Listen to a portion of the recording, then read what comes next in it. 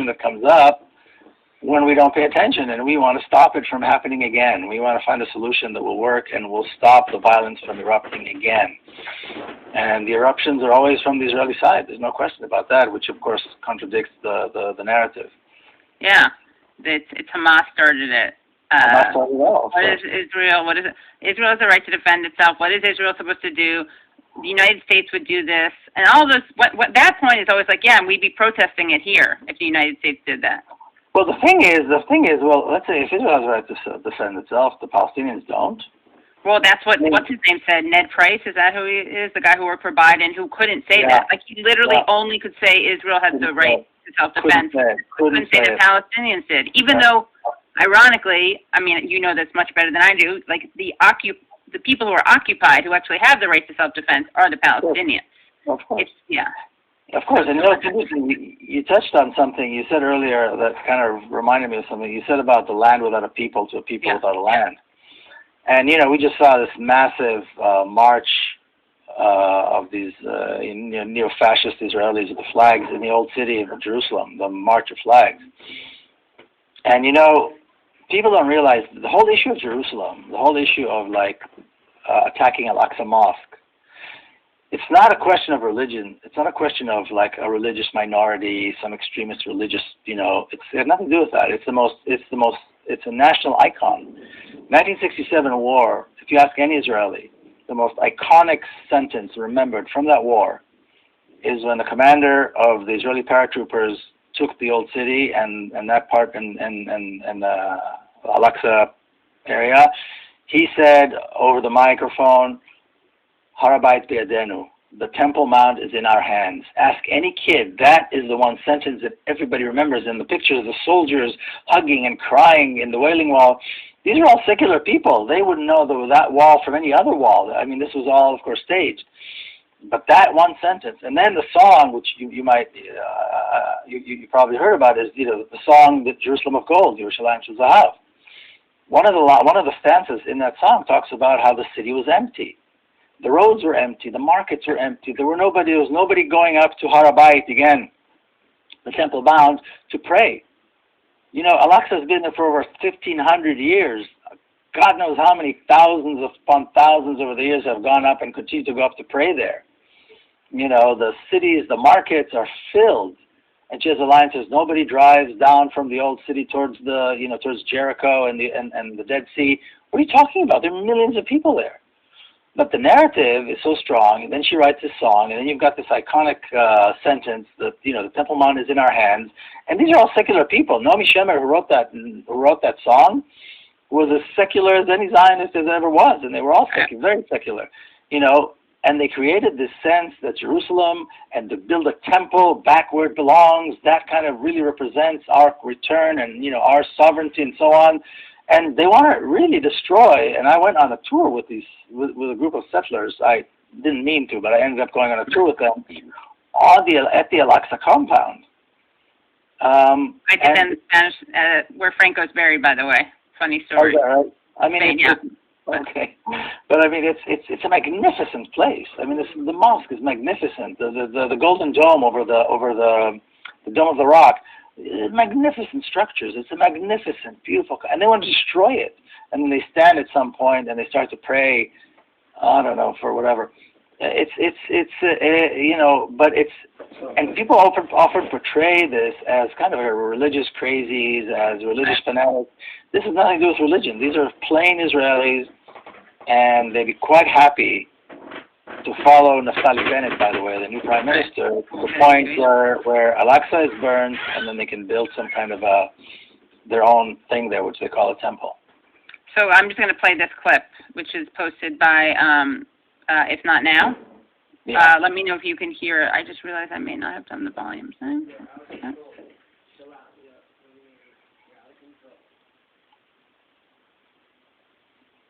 And this is from recent, right? This clip is recent. Okay.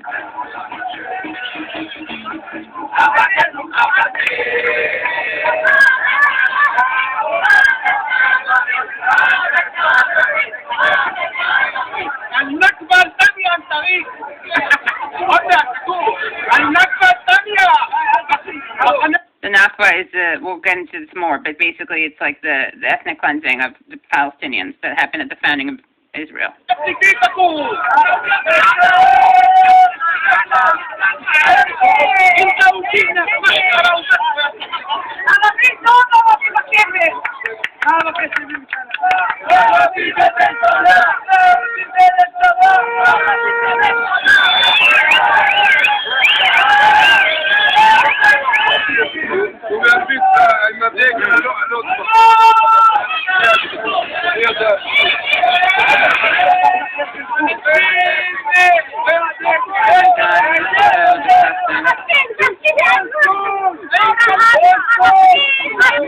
There's no Palestine. Go from here. Go die.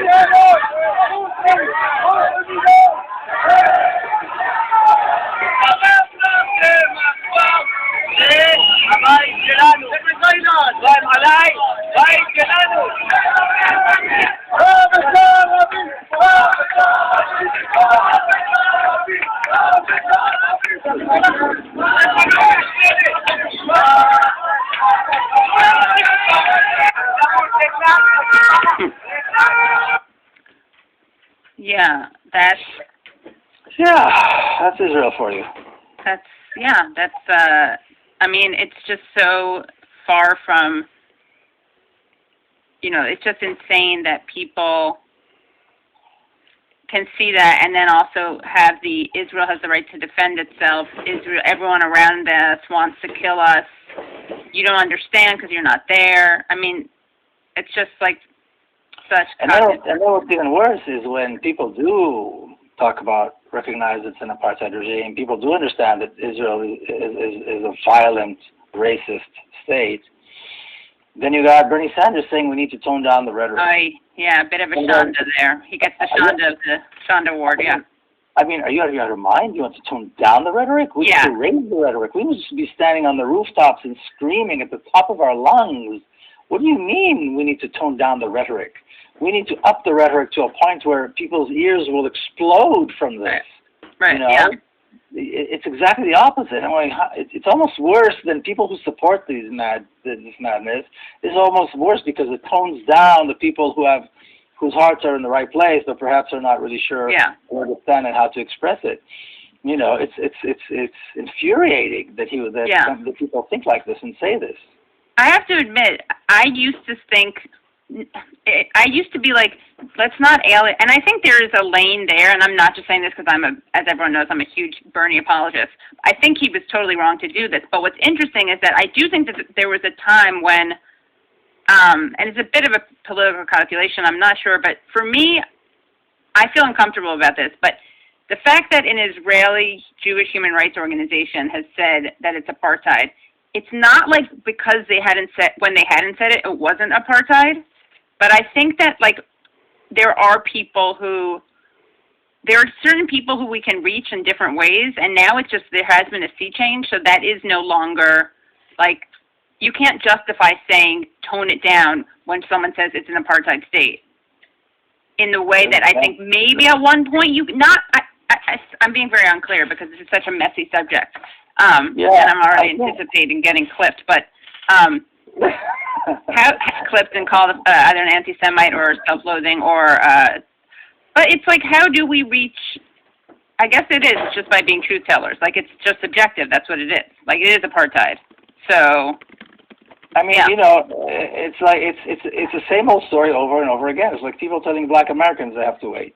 Yeah, settle down. Blacks and you have to wait. Come on, you have to be patient. You can't do this too soon. People have to be prepared. People have to be ready. Ready for what?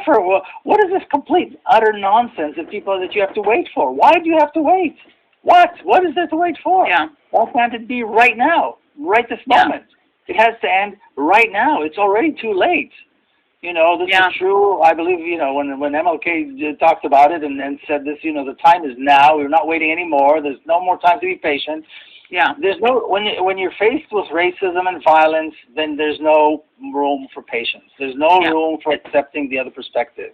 If you want to join the table, if you don't want to be boycotted, if you don't want people to hate you, join the table and reject the racism, reject the hatred, reject the violence. Zionism has a place alongside anti-Semitism, alongside white supremacy, alongside every other form of racism that we've seen in the history of mankind. Opposing Zionism, opposing anti-Semitism, opposing all forms of racism is always the right thing to do and should be done immediately. It should never. There's no room to wait. And when you talk about this with Zionists, there's always a but. Yes, but. Yes, but. There's no but. There's racism, and there's opposition to racism. There's no gray area. There's no fence. You got to make a choice. And if you apologize, I'm not talking about you, but I'm saying if people excuse and apologize for Zionists or for any kind of racist or for white supremacists, Trump said the same thing, didn't he? Yeah, well, there were good people on both sides. Yeah. What the hell are you talking about? If there were good people, there would not be both sides. There'd only be one side if there were good people. If those people were good people, they'd be on the other side. Yeah. That's very simple, And there seems to be an acceptance for that when we talk about other issues. But on Palestine, there's always a but. Israel gets a pass. Well, if Israel gets a pass, people say, well, the Holocaust, the Jews suffered. Well, in that case, open all the jails and let all the Jews out. Because Jews suffered, so they should not be held accountable for anything. Because, my great-great-great-great-grandfather maybe 3,000 years ago was part of the tribe that maybe lived in Palestine, so I get to take the home of a Palestinian today. How do people come up with this? Yeah. And then why would they accept it? So I think there's room for somebody asked me once, I was in South Africa a few years ago, and this student at the university in Port Elizabeth stood up and asked me, an African student, he said, what do you think about the limits of tolerance? And my jaw dropped, and I thought, what did he just say? It's brilliant, because we're always tolerant of everybody else. They have a right to be fascists, and they have a right to be Nazis, and they have a right to be this. And excuse me, why is it an issue of this? Why do people have a right to be racist against Palestinians, and people who participate in crimes are allowed to come and speak at universities and meet with the president and get scholarships at Harvard? Are you out of your mind? These are war criminals. Why are we, there must be limits, and it sounds pretty bad, I think, especially when you come from a more progressive point of view, but there must be limits. We should not tolerate racists. We should not tolerate people who perpetuate violence and racism and so forth. Right. I agree, but also, and I'm being honest about this, I'm not being Bernie-philic, although I am by nature, but here's something that I actually... Leslie and I talk about this, but don't worry, Leslie, I'm not trying to bring you into the argument I'm about to make, but, I do believe in not meeting a state. When I say meeting people where they're at, I don't mean diplomatically interacting with Israel where it's at. I mean that there are people who I think are convertible, who can be met in a different, things can be explained to them. I think that... But it also is different. I don't know. I don't know where that line is of where you dismiss versus where you try. Well, not Bernie though. Bernie should know better. This is not a Bernie thing. It's more about I have a daughter who loves Bernie too. So I hear you. But look, today we know and we are able to know everything that takes place. Israel never hid and does not hide what it does. Right. So we know the numbers. We know what is happening. We see the bombs. We can talk to people in Gaza as the bombs are falling. We can hear the children crying, in the emergency rooms as the emergency rooms are being bombed, the hospitals are being bombed in Gaza, and doctors are trying to amputate using their cell phones for light because there's no electricity. This is broadcast everywhere. We can see this. Yeah. We know this is taking place. So it's much easier. So you can take a stance. We can take a stance today. You know what? It's not like we don't have access. We have access today. So I'm far less tolerant of this, perhaps, than maybe I used to be. And people always point to me and say, "Yeah, but look at you. You made a difference." Yes, but I made the difference. So let's move on now, people. You know what I mean? Right. We know today. Yeah. You know what I mean? And we have experiences. We know what happened in Black America. And race relations in America. We know what happened in South Africa. We know how it had to fall. Yeah. It's not out of kindness and it's not out of goodness. There has to be a fierce resistance. And I'm not necessarily talking about violence. I'm talking about resistance like boycott, like sanctions, like, massive protests. walkouts, civil Yeah. disobedience. There's ways to do this. Yeah, but I think what's different is that, here's what I think different, because there are ways, like the whole, the proverbial, or the white working class, in U.S. history, well, world history, like, people get how the divide and conquer thing works, right? And people's interests are pit against each other. But the thing is that, like, in the U.S., for example, right, racism works so that you pit, like, black and white people against each other, and there's a division, and then you can have exploitation, right? So you have the working class, black and white, pit against, I'm oversimplifying, right? Yeah. So it serves a function. And if people get that, right, people can be reached and see how, oh, this white privilege thing that you have, like, this actually isn't good for you, because it's pitting you against people who should be your allies, and we should all be united against, like, the 1%, right? But Right. it's harder, I think, to do that with Israeli Jews, because they're not being, like, it's not like they have the power. They have the power.